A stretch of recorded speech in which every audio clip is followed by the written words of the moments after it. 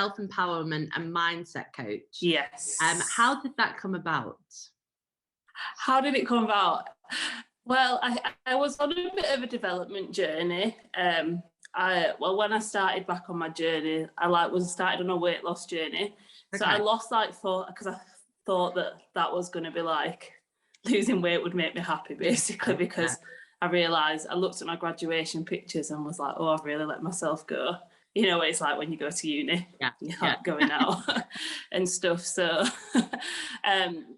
so I sort of embarked on a weight loss journey, and I didn't really know where it was going. And I lost weight, but I still I'd lost all this weight, but I was still really unhappy inside. Like, I felt like I really didn't know where my life was going. I was still looking in the mirror and thinking, oh, I look massive. So it was just a bit of I'd lost weight, and I was like, oh, I'm still not happy. So I started questioning. I was like, surely there's got to be something more, because I was in a relationship, but I felt like I didn't know who I was. Right, It sounds really sad. I felt like I didn't have an identity. I was like, I don't know what I enjoy. I don't know what I'm doing out of life. So I started questioning, and then I started delving into a little bit of personal development, but I didn't really know what I was doing. And then I joined an online business, and it was a network marketing company, and they're very heavily self-development led, them kind of industries. So I got exposed to mindset side of personal development. So the more I was reading, listening to podcasts, this kind of stuff, the more I just wanted to relay this information to other people, because I could see it was changing my life. And I guess at the end of, not last year, the year before, the job that I was in, I was only agency staff, and the council I worked for was going bankrupt, so they was making a lot of job cuts. So I was told that my job was at risk. So that made me really start questioning, what do I actually enjoy doing? And I was like, I really enjoy inspiring and motivating people, but I didn't know what a coach was, so I didn't really think it was possible to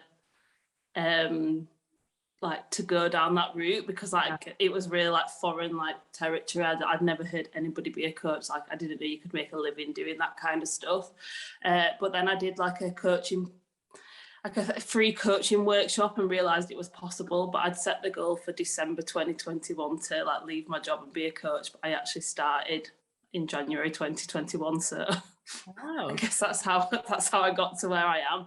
And I guess it's been a bit of a journey, because even to now, it still baffles me that you can earn a living doing something that you love. Yeah, I think, to be honest, I hope in a way that COVID has made people realize that, because I think obviously people's lives were shifted so dramatically. Obviously some for the better, some for the worse, but I think it's made us all take a step back and think, well, what's actually important in life? 100%.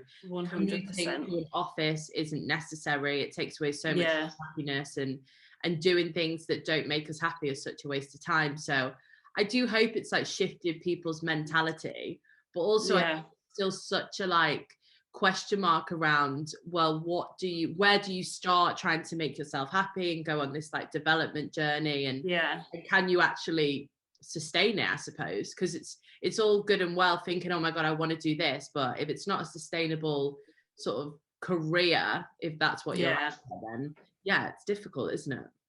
It is difficult. And I think, like you said there, the pandemic for me, as much as it was difficult and there was a lot of tough times, I'm really grateful for it. And I think it allowed me to pause and actually, when you're not having to go, like you said, commute to work, or you can't actually go to do things, you're forced to look at yourself, and you're actually forced to sit with yourself. I was definitely a person that I worked 2 jobs before the pandemic. I had an evening job and a full-time day job. But I was always doing something to distract myself, and I never sat with myself. And actually the thought of being in my own company, my friends, I used to hate it. I'd cry at the thought of having to sit by myself. And now I've become when the restrictions lifted, I thought, oh, I've got to socialise. No, I was the same. Sorry.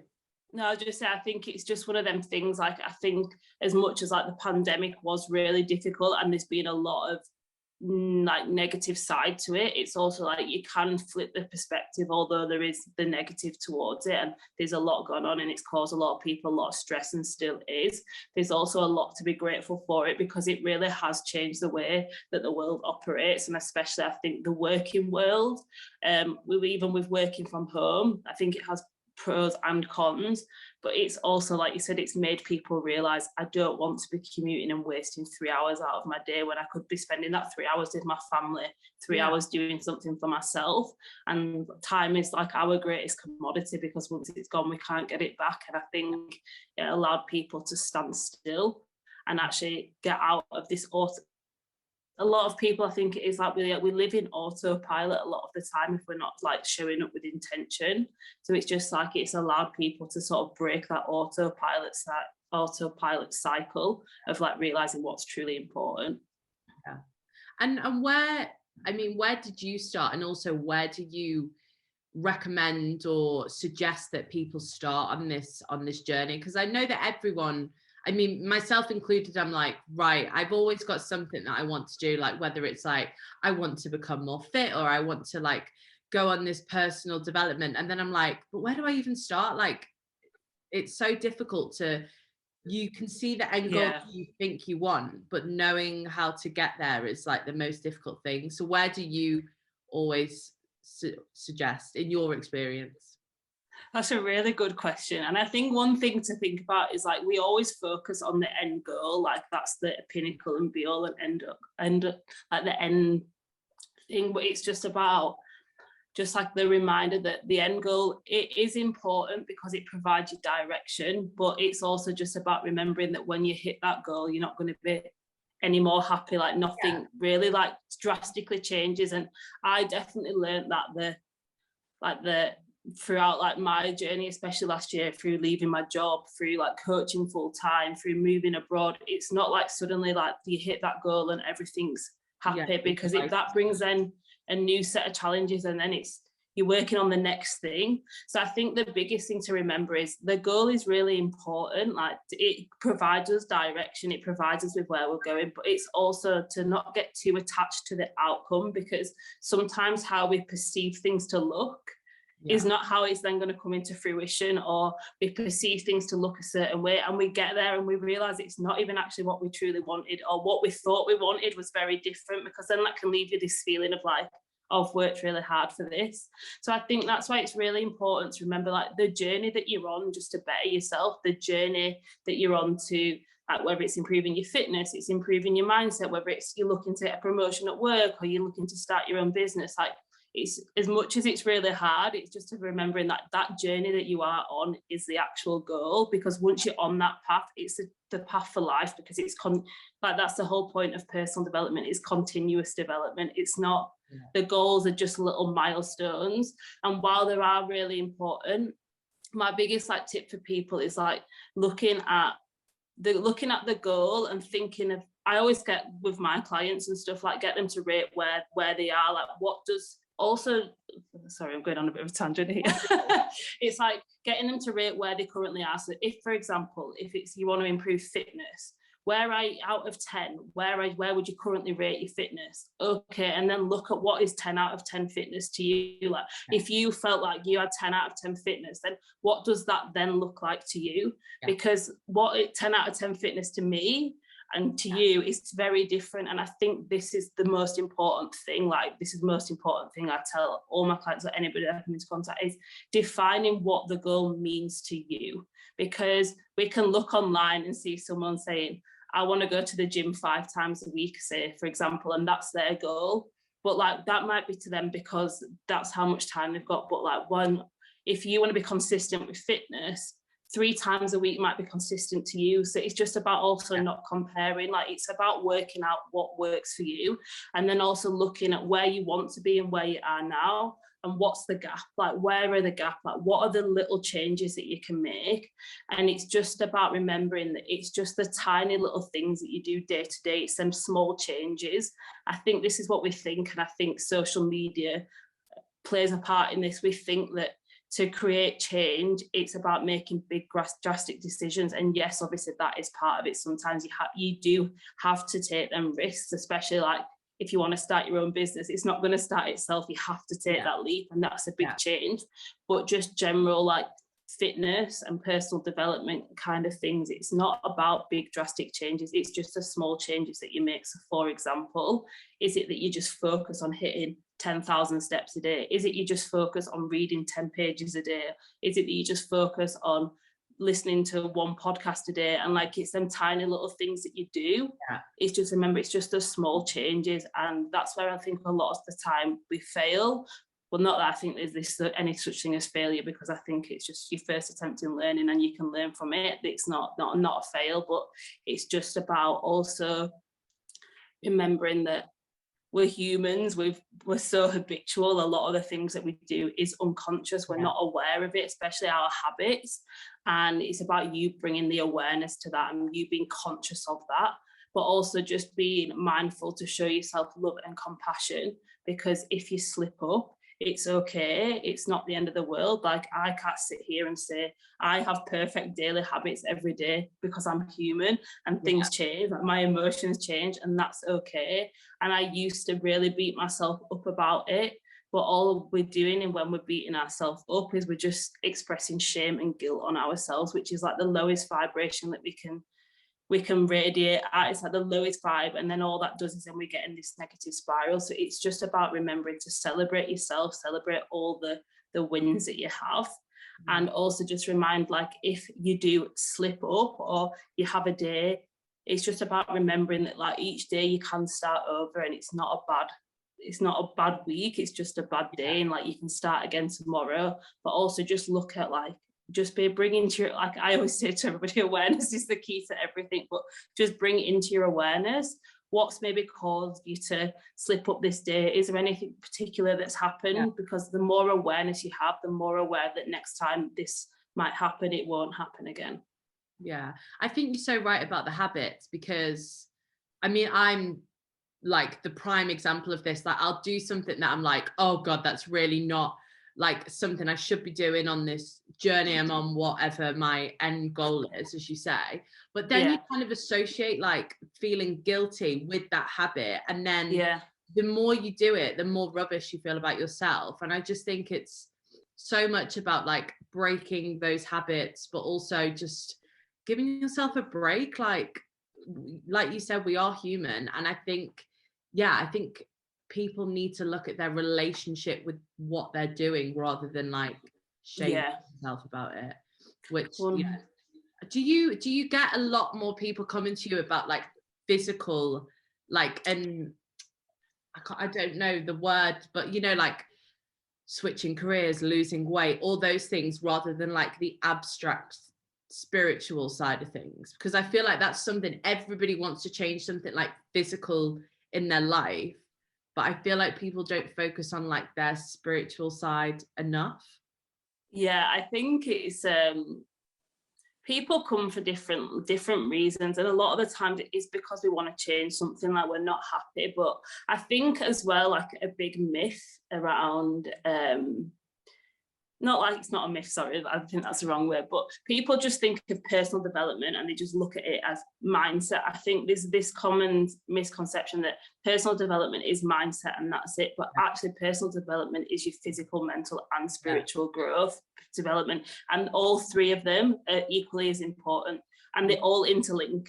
And a lot of the practices that we do, we don't realize actually, for example, like people would look at meditation as an example, right, as a mindset thing, or it's about stilling your mind, but actually like it's a spiritual practice. The same with the practice of gratitude, that is seen as a mindset practice to practice gratitude, but gratitude is also a spiritual practice. Like the feeling of gratitude is a spiritual practice. So I think a lot of the time, like people are doing these things, but they just don't realize that they're doing it. And I think when you look at a lot of, when people, I think like what I've experienced, especially in myself as well, is a lot of the time we want to change something, but we want to change something outside of us. And we think that us having these external changes will change everything. So like changing our job, changing our career, I don't know, moving country, moving or whatever it is. And the word that I hear a lot is freedom, and that's probably one of my words. I think that's what I strive for, is to feel free.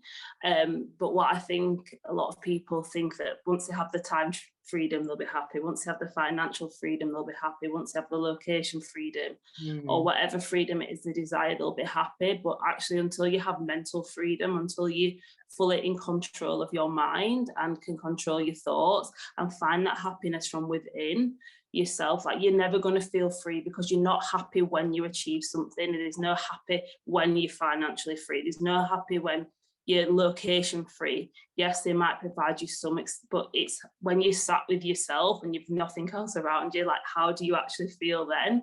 And that's like the most important thing. And I think that's the hardest thing to get. And like, you really do have to face yourself. You have to face like uncomfortable truths. You have to face, like, it's like this uncomfortableness of really facing yourself and looking in the mirror and asking yourself, like, what am I actually unhappy with in my life? And I did this the other day, and on the outside to people, like, people think, I hear so much like, I'm living the dream because I'm living abroad, I'm doing something I love. But sometimes inside, like, I don't feel like that. And it's just that reminder that we all are on this journey that we're on, and there's lots of things, because your location and your job are just two parts of your life. Like, your life is made up of so many different things, like so many different segments. So it's just about, although you are focusing on changing this one thing, like, if you change yourself and you change like how you feel within, like, that does then radiate out into all other areas. And the more that you sit with yourself and look inside yourself and cultivate that love for yourself, and also accept that there is parts of you that you will love, even though you might not particularly like them, like, you can still love them, still show them compassion, knowing that you want to change. And for me, that's what like true self-love is. And I think that's what this journey of growth is. It's about you like truly loving who you are, and the more you love yourself, the more love you can put out, and this kind of thing. And the more that then you love yourself, the more you'll start setting boundaries. You'll start thinking, like, is this actually what I want? You'll start then looking at, what is it I actually want? Not what do I think I want, or what should I be doing because society has told us that this is the path. What do I actually want to be doing? Like, what actually lights me up, not what like we've been told we should be doing. Like, I don't know, should be going, get married, have a job, go to uni. Like, is that what you want? Like, is that actually truly what you want at the core? And I think that's a lot of the work I do with my clients as well. Like, even people that do have their own businesses and stuff, they've got that, yes, they have the business, but then they have these big dreams. Like, they have these big like foundations they want to set up, these charities that they want to do, this work that they want to do. Like, that's what truly lights them up. But like, the job that they do now is a means for them to be able to then facilitate. Like I love coaching, like, it sets my soul on fire. But do I have other dreams outside of being a coach? Of course I do. Like, these other passion projects, like, I really want to do, for example, I really want to go into schools and teach children about mindset, not out of being able to any financial gain, just because it's something I feel truly like passionate about. And it's just about reminding yourself of that, of when you go on like this journey, like, you're not bound to, even if you want to leave your job and start your own business, like, that business, yes, obviously you live and breathe it because it's an extension of you, but also there's other parts of your life to balance out. There's the fun, the adventure, your family, your relationships. Like, what are the other things that you're passionate about? You're not just then bound to I'm not bound to just sitting in a box of Lorna the coach, and like, that's all I've got to my life. I'm also Lorna the other things, and it's the same with other people. Yeah. Do you think there is a shift now in the world with this? Because, I mean, on one hand, I think social media plays a terrible part in this, because, like you said, I think it feeds us what we think we need in order to be happy. So we need the clothes, the really nice body, the you know, this aesthetic look and feel for life. But then on the other hand, sometimes I feel like it is shifting slightly. Like, when I sit on TikTok or something at night, I feel like a lot of people are starting to, you know, there's this whole thing around setting boundaries and and shifting into that. So do you feel like it is going the right way, or do you feel like we're still being held back by this like influencer society that kind of tries to sell a narrative to us on what happiness looks like? I think it's like a double-edged sword, social media. I think it's really amazing because, for example, just any social media platform, like you and I wouldn't have connected if it's not from this form of social media. I've met loads of people online. There is a lot of people putting good out in the world. And I think sometimes you can get caught in, depending on what you consume, and if you consume a lot of like positive stuff or stuff that like that you said about setting boundaries and all, you actually kind of sometimes forget like the bigger picture of actually like this is actually just a really small part. But I definitely think that the tide is turning around how things are changing slowly. I think it's really hard though, because it's the same with when you change yourself. We don't get the way that we are overnight, so we can't expect it to shift overnight. But I think more and more people are becoming conscious. I think more and more people are awakening to change, and more people are actually like not looking. I think I honestly do think the pandemic really did help with this, because in the sense of you're not like when you sat at home and you sat in your gym clothes for 5 days straight, you don't really care about what, like, do you know what I mean? I'm trying to say, like, I didn't really care about what clothes I had in my wardrobe, like, because they didn't make me happy. They didn't matter. The things didn't matter. And I think it is turning. I think there'll always be this feel of people thinking that they're lacking something in their life unless they start realizing they're not lacking anything. And I think it is slowly changing, but I think it's a change. I think maybe like 10, 20 years we'll see. I think our sort of generation are the generation of change. And I think even people like, for example, my auntie, she's in her 50s and she's like on this path of change now. And I think a lot of older people are on this path, but I think our generation is the generation of change, that this is a generation of real change, or a lot of people are doing like the deep healing work, setting boundaries and creating that change that they want to see. So then obviously, just not to go too deep into it, things are passed generationally down. So then when we start having children, it's like there's a swoop. There's like there will be a change, like there will be a shift.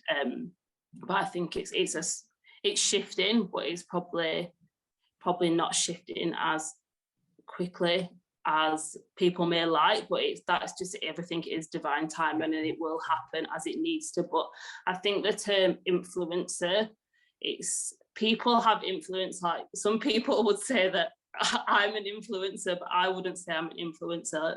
Like I wouldn't categorize myself as that. But it's been made a bit of a derogatory term, when in reality it should actually be a really inspiring, like positive term. And I think like, whereas I guess this is just like my core value as a person is authenticity. So I wouldn't want someone to see me on social media and meet me in person and think I'm two different people. I want to just be myself. And that's took me a long time to accept myself, who I am, and stand firm in that. And I think the more I've like realized that you see on social media, but then it's also not to judge people, because if we're judging others, it actually says more about ourselves. So it's just also looking at the positives. I feel like, could people with larger followings have a bigger say in change? Of course they could. Like, of course, I feel like there is a level of social responsibility, but also like each person's journey is very different, and it's just also about remembering that, but also remembering they are still a human at the other side of that, just because they've got a large following. So it's just about remembering like they're not better than you because they've got I don't know 10 million followers and you've got 1,000. Like you've just got to keep putting out what you want and sort of remove them numbers.